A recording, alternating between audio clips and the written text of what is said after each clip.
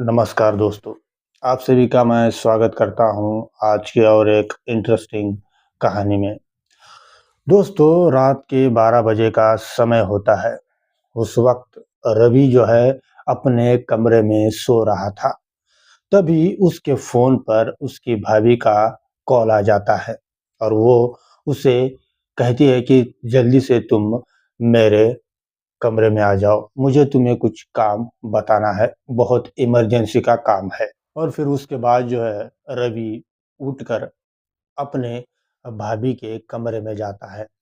और फिर दोस्तों उसके बाद जो रवि के साथ होता है उसे हम जानेंगे इस कहानी में विस्तार से। चलिए दोस्तों, इस कहानी को शुरू करते हैं, मगर इस कहानी को शुरू करने से पहले आपसे मेरी एक ही विनती है कि प्लीज़ इस वीडियो को लाइक और मेरे चैनल को सब्सक्राइब ज़रूर करें ताकि मेरा हौसला बढ़ता रहे।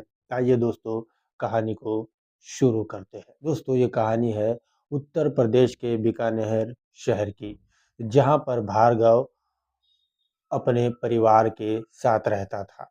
भार्गव की शादी 1 साल पहले सुमन नाम की लड़की से हुई थी। दोस्तों, सुमन जो थी वो मिडिल क्लास फैमिली से बिलॉन्ग करती थी, यानी कि उसके परिवार के लोग जो थे वो अच्छे खासे लोग थे और भार्गव जो था वो साधारण परिवार से बिलॉन्ग करता था। अब दरअसल भार्गव के जो माता-पिता थे वो साधारण मोल मजदूरी ही किया करते थे जब भार्गव पढ़ाई करता था। और फिर दोस्तों थोड़े दिनों बाद जो है भार्गव को एक अच्छी खासी बैंक में नौकरी लग जाती है और लिहाजा जब उसे नौकरी लग जाती है तो उसे सैलरी भी अच्छी मिलती है। और फिर उसके बाद जो है दोस्तों भार्गव को अच्छे घर के रिश्ते आने लगते हैं क्योंकि अब भार्गव अच्छा कमाने वाला आदमी बन चुका था। और फिर दोस्तों तभी जो है भार्गव की शादी सुमन से हो जाती है। दोस्तों सुमन जो थी वो पहले से ही बहुत अकड़ू स्वभाव की थी। दोस्तों सुमन जब पहली बार भार्गव के घर आ जाती है तो 1 से 2 महीने तो वो अच्छे से रहती है, मगर फिर दोस्तों उसके बाद जो है वो भार्गव के साथ झगड़े करने लग जाती है क्योंकि वो चाहती थी कि वो और भार्गव अलग से रहे क्योंकि उसे अपने सास-ससुर का करना और देवर का काम करना अच्छा नहीं लगता था। वो हमेशा शाम के समय भार्गव से झगड़े करने लग जाती थी। दोस्तों वो हमेशा भार्गव से यही कहती थी कि तुमने मेरे साथ शादी की है या मुझे यहाँ तुम एक नौकरानी बना कर लाए हो। लेकिन दोस्तों भार्गव जो था वो समझदार इंसान था। वो अपनी पत्नी को हमेशा समझाता था कि देखो तुम घर की बहू हो और तुम्हें ही घर को सँभालना है। मेरे पिताजी की सेवा करना तुम्हारा फ़र्ज़ है। मगर दोस्तों सुमन के जो विचार थे, वो इससे परे थे। वो अपने पति की बात को बिल्कुल भी नहीं मानती थी। वो इतना भार्गव के ऊपर चिल्लाती थी कि घर के सारे जो लोग थे, वो उसकी हरकतों से परेशान होने लगे थे। और दोस्तों इस वजह से जो है भार्गव के माता-पिता उससे कहते हैं कि बहू तुम्हें हमारा काम करने की कोई ज़रूरत नहीं है। हमारा जो भी काम होगा, हमारा छोटा लड़का रवि वही कर लिया करेगा। बस तुम तुम्हारा और अपने पति का ही काम कर लिया करो। लेकिन दोस्तों भार्गव को ये बात जो है बिल्कुल भी पसंद नहीं थी। भार्गव चाहता था कि उसकी पत्नी घर में सबके साथ मिल-जुल कर रहे और सबका काम अच्छे से करे। मगर सुमन को ये बिल्कुल भी मंज़ूर नहीं था। और फिर इस वजह से दोस्तों उस घर में वो सब तो एक साथ रह रहे थे, मगर उस घर में 2 चूल्हे जल रहे थे। दोस्तों जब सुमन अपना और अपने पति का खाना बनाकर किचन से बाहर जाती थी, तो रवि अपने कॉलेज जाने के समय से पहले ही रसोई में जाकर अपने माता-पिता का खाना बना दिया करता था और फिर उसके बाद ही अपने कॉलेज के लिए निकल जाता था। रवि जो था वो भार्गव का छोटा भाई था और अच्छे संस्कारों वाला लड़का था। वो कभी भी अपने भाभी से ऊँची आवाज़ में बात कभी नहीं करता था। सुमन यहाँ तक गिर चुकी थी कि वो अपने और अपने पति के कपड़े भी खुद रवि से ही धुलवाती थी। यहाँ तक कि रवि को वो सब्ज़ी मंडी भी भेजती थी। घर के आधे से ज़्यादा काम वो रवि से ही करवाती थी। यहाँ तक कि घर में झाड़ू-पोछा लगवाना और घर में बर्तन बाँचना, ये सब काम वो रवि से करवाती थी। एक तरह से उसने रवि को घर का नौकर ही बना दिया था। मगर दोस्तों रवि जो था वो अपने भाई से बहुत प्यार करता था। उसे डर था अगर मैंने कुछ भाभी को कुछ गलत कह दिया तो शायद भाभी मेरे भाई को छोड़कर अपने मायके ना चली जाए। वो अपने भाई से बहुत प्यार करता था और वो अपने भाई की वो बातों को हमेशा मानता था। मगर दोस्तों जो हरकतें घर पर सुमन कर रही थी, इसकी ज़रा सी भी भनक जो है भार्गव को नहीं थी। भार्गव सवेरे 9 बजे अपने बैंक के लिए निकल पड़ता था और रात के 6-7 बजे ही घर पर लौटता था। उसे इन बातों का कोई भी अंदाज़ा नहीं था कि उसकी पत्नी सुमन कितनी नीचे गिर चुकी है। मगर दोस्तों जब संडे के दिन भार्गव को छुट्टी होती थी तो खुद सुमन को ही घर का काम करना पड़ता था। लेकिन घर का काम का मतलब ये नहीं था कि वो सबका काम करती थी। वो सिर्फ़ अपने पति के कपड़े ही धोती थी और दोनों का ही खाना बनाती थी। बस इससे ज़्यादा वो कुछ नहीं करती थी। मगर दूसरे दिन से ही वो रवि से सारे काम कर लिया करती थी। रवि कभी-कभी अपने माता-पिता से कहता था कि क्यों ना हम दूसरी जगह चले जाएँ रहने के लिए। पर रवि के माता-पिता का कहना था कि अगर हम दूसरी जगह चले गए, तो तेरी भाभी और ज़्यादा आज़ाद हो जाएँगी और अपनी मनमानी ही करती रहेंगी। हम हैं इसलिए वो थोड़ी बहुत हमारे दबाव में है, इसीलिए हमें बेटा इसी घर में रहना होगा। और फिर दोस्तों उसके बाद जो है एक दिन रवि को पैसों की सख्त ज़रूरत पड़ती है क्योंकि उसे कॉलेज में उसकी फीस जमा करनी थी। दोस्तों जब रवि अपने भाई के पास जाता है तो उसका भाई उसे बाहर ले जाता है और कहता है कि तू तेरे भाभी से पैसे ले ले, अभी मैं बहुत गड़बड़ में हूँ, मुझे जल्दी से बैंक पहुँचना है। और फिर दोस्तों उसके बाद जो है रवि अपने भाभी के पास जाता है और भाभी से कहता है कि भाभी मुझे 2000 रुपये चाहिए, मुझे मेरे कॉलेज में फ़ी के तौर पर जमा करने हैं। और फिर दोस्तों उसके बाद सुमन जो है रवि के साथ बदतमीज़ी करने लग जाती है। वो रवि से कहती है कि तुम तो निठल्ले हो और तुम्हारे माता-पिता भी निठल्ले हैं। तुम तीनों लोग कुछ भी कमाते नहीं हो, आ जाते हो मुँह उठाकर मुझसे पैसे माँगने के लिए। क्या मेरे पति ने तुम सबका ठेका ले रखा है खिलाने-पिलाने का? दोस्तों जब सुमन इस तरह से रवि के साथ बात करती है, तो रवि की आँखें जो है वो भर आती है। रवि अपने भाभी से एक शब्द भी नहीं कहता और वहाँ से उल्टे पाँव लौट आता है और अपने कमरे में आकर रोने लग जाता है। और फिर दोस्तों तभी उसे रोता देख उसकी माँ भी उसके पास आकर बैठती है और उससे पूछती है कि बेटा क्या हुआ, तू क्यों रो रहा है? रवि अपनी माँ से कहता है कि माँ मैं भाभी से पैसे मांगने के लिए गया था मगर भाभी ने मुझे पैसे तो दिए नहीं लेकिन मेरी बेइज्जती बहुत कर दी और आप लोगों को भी बहुत गलत-सलत बोला है। मुझे यही अच्छा नहीं लगा। माँ मुझे ये समझ में नहीं आता कि भाभी का ये ऐसा रवैया कैसे है? क्यों भाभी हमसे नफ़रत करती है? क्यों हम आखिर हमने भाभी का क्या बिगाड़ा है?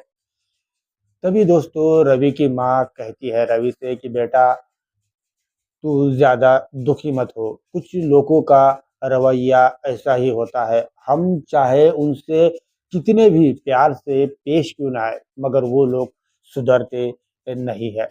जाने दे बेटा, तुझे क्या दिक्कत है मुझे बता, मैं तेरी मदद करती हूँ। तब रवि अपनी माँ से कहता है कि माँ मुझे आज कौन से भी हालत में कॉलेज में 2000 रुपए जमा करने हैं जो मेरे फ़ी के पैसे बाकी थे।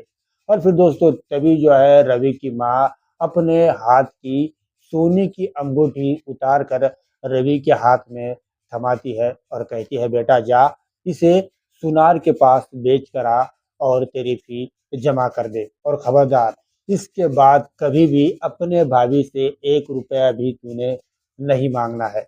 जो कुछ अगर तुझे पैसे चाहिए, एक तो मुझसे कहे या तेरे पिताजी से और या तो तेरे भाई से, लेकिन उस औरत के पास बिल्कुल भी नहीं जाना। और फिर दोस्तों उस दिन से जो है रवि अपने भाभी से बिल्कुल बात नहीं करता। वो अपने माता-पिता का काम भी करता था, वो अपने भाभी से बात भी अब नहीं करता था। घर का काम सारा कर कर वो अपने कॉलेज के लिए जाता था।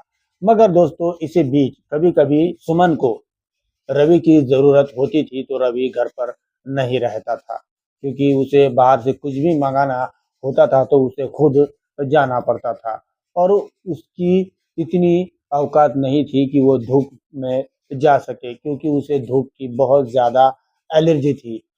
थोड़ी भी अगर वो धूप में बाहर निकलती थी तो एकदम लाल टमाटर जैसी वो बन जाती थी। इसीलिए वो धूप से बहुत ज़्यादा डरती थी। और फिर दोस्तों उसके बाद जो है सुमन अब बहुत परेशान रहने लगी थी, क्योंकि उस दिन की हरकत से जो है रवि उस पर काफ़ी गुस्सा हो चुका था। रवि ना ही उससे बात करता था, ना उसकी तरफ देखता था। और फिर तभी दोस्तों एक दिन रात का समय था, सब अपनी गहरी नींद में सो रहे थे। रात के तकरीबन डेढ़ सवा 1 बज रहा था। सुमन जो है वो रवि को कॉल करती है। और दोस्तों उस दिन ये हुआ था कि रवि का भाई भार्गव जो था वो आउट ऑफ रेंज था, यानी कि वो बाहर शहर जा चुका था। उस दिन वो भी घर पर नहीं था और इसी मौके का फायदा उठाकर सुमन रवि को रात के समय फोन कर देती है। जब रवि अपने भाभी का फोन देखता है तो वो फोन उठा लेता है और भाभी से कहता है कि जी बोलिए भाभी, क्या हुआ। तब दोस्तों सुमन रवि से कहती है कि रवि तुम अभी इसी वक्त मेरे कमरे में आ जाओ, मुझे तुमसे बहुत ज़रूरी बात करनी है।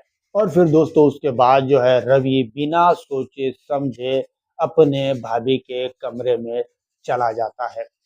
और फिर दोस्तों जब रवि अपने भाभी के कमरे में इंटर करता है तो उसके बाद सुमन उससे कहती है कि रवि पहले तो तुम दरवाज़ा बंद कर दो, क्योंकि जो बात मैं तुम्हें बताने जा रही हूँ वो बहुत सीक्रेट है। और फिर दोस्तों उसके बाद जो है रवि दरवाज़ा बंद कर देता है। रवि को मालूम ही नहीं था कि उसके भाभी के मन में क्या चल रहा है और उसकी भाभी उसके साथ क्या करने वाली है। और फिर दोस्तों उसकी भाभी उसे अपने पास बिठा देती है और उसे कहती है कि देखो रवि, अब तो तुम मेरे कमरे में आ चुके हो। अगर तुमने मेरा कहा चुपचाप तरीके से नहीं माना तो मैं ज़ोर-ज़ोर से चिल्ला भी सकती हूँ और तुम्हारे भाई को तुम्हारे बारे में ऐसी-ऐसी बातें बता सकती हूँ कि तुम्हारा भाई तुम्हें घर से निकाल देगा। अगर तुम्हारे भाई ने तुम्हें घर से निकाल दिया तो सोचो तुम्हारा सारा करियर जो है वो बर्बाद हो जाएगा। तुम्हारी आगे की पढ़ाई बंद हो सकती है और तुम्हें बाहर मज़दूरी भी करनी पड़ सकती है। तभी दोस्तों रवि अपने भाभी से कहता है कि भाभी आप ये क्या बोल रही हो? मैंने आपके साथ क्या किया है जो आप मुझसे इस तरह से बातें कर रही हो? भाभी मुझे प्लीज़ बताइए कि क्या काम है और मुझे यहाँ से जाने दें। तभी दोस्तों सुमन उससे कहती है कि देखो, तुम्हें ज़्यादा मेहनत का काम मैं नहीं बता रही हूँ। सिर्फ़ तुम्हें मेरे गाड़ी की सर्विसिंग करनी है।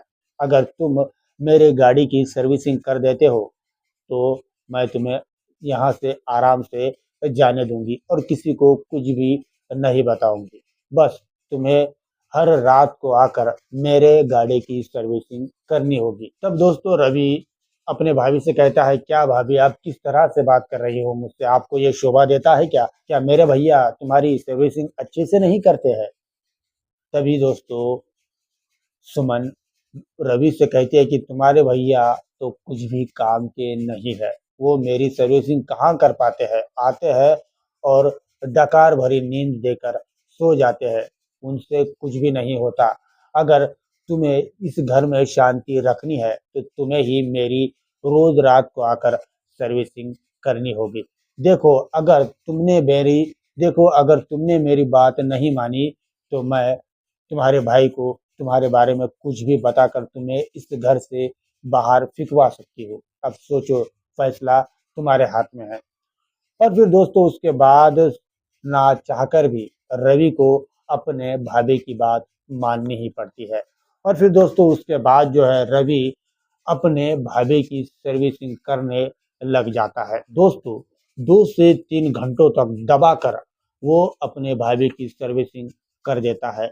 जब वो भाभी की सर्विसिंग कर देता है तो भाभी संतुष्ट हो जाती है और खुश होकर रवि को कहती है कि तुम रवि तुम्हारे साथ सर्विसिंग का काम करके बहुत मजा आया। अब आगे से तुम ही मेरी रोज सर्विसिंग किया करोगे। अब तुम जाओ और सो जाओ। पर दोस्तों अपने खुद की भाभी की सर्विसिंग करके रवि जो है बहुत ही टेंशन में आ चुका था। उसे बहुत चिंता हो रही थी। उसे अच्छा नहीं लग रहा था क्योंकि वो उसके भाई की पत्नी थी और उसी के साथ वो आज सर्विसिंग का काम कर कर आया था। लेकिन दोस्तों वो मजबूर था। उसे डर उसके ज़िंदगी का नहीं था, उसे डर उसके बूढ़े माँ-बाप का था। अगर वो उस घर से निकल जाता, तो उसके बूढ़े माँ-बाप का सहारा कौन बनता? क्योंकि उसका भाई तो बाहर जॉब करता था और घर में महारानी की तरह हुकुम उसकी भाभी देती थी। इस वजह से दोस्तों मजबूरन रवि को अपने भाभी का कहा मानना पड़ा। और फिर दोस्तों उसके बाद से रोज रवि अपने भाभी की सर्विसिंग करने लग गया था और अपनी पढ़ाई पर भी वो ध्यान देने लगा था। दोस्तों इस कहानी का उद्देश्य यही है कि कभी-कभी मजबूरी इतनी बेकार चीज हो जाती है कि हमें ना चाहकर भी उस काम को करना पड़ता है, सिर्फ हमारी मजबूरी की वजह से।